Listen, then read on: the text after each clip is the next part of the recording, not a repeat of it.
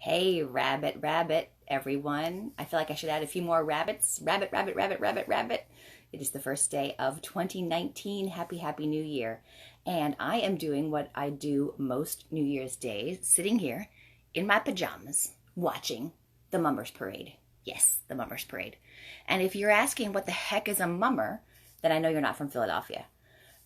It's this crazy, fabulous Philadelphia tradition, controversial in some points, yes, but started apparently by Swedish immigrants a long time ago.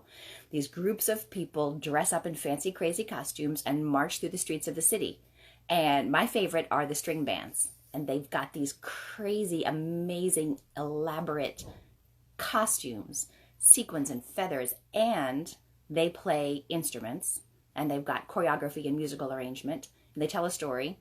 It's just so much fun. There's a big competition judged at the end of the year. And then the next day, tomorrow, they'll be starting to plan what they do next year. Well, why am I talking about this? When I think about the dedication and the commitment of the folks in the parade, I mean, it takes a huge amount of their time throughout the year, but it also, I am imagining, takes a big chunk of money. So would I, as a financial planner, recommend that a client of mine spend a big portion of their disposable income on fancy sequin costumes? It depends.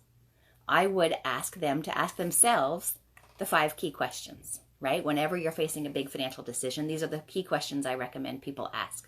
Number 1, how does it impact progress towards my short and long-term goals? And if you're not clear on what your goals are, then that's really step number 0. The number 2 question when you're facing a big expenditure, do you know what it costs? Like really what it costs? Maybe there's a membership fee. Maybe there's then costume fees. Like get the whole picture up front so you know what you're getting into.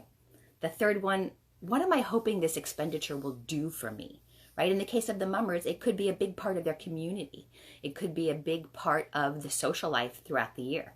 It could be, creativity. Question 4, what are the trade-offs? There are always trade-offs when we're talking about money, unless you're like Bill Gates or someone, right? So if someone's spending a lot of money on being a mummer, maybe they don't have as much money to spend on other stuff, fancy vacations or getting a new car, but maybe that's okay. As long as we're making intentional decisions, I think it's fine. And then the last one, I always recommend you kind of check in with yourself. How are you feeling? How's your willpower? Are you feeling pressured in some way? Are you feeling guilty about something? Are you feeling emotional? Just be aware of things. And then as long as we're making intentional decisions, I say to each his own, to each her own. Go out and do it. I wish you all a very, very happy New Year. May it be filled with good health, lots of joy, and wise financial decisions. Bye, everyone.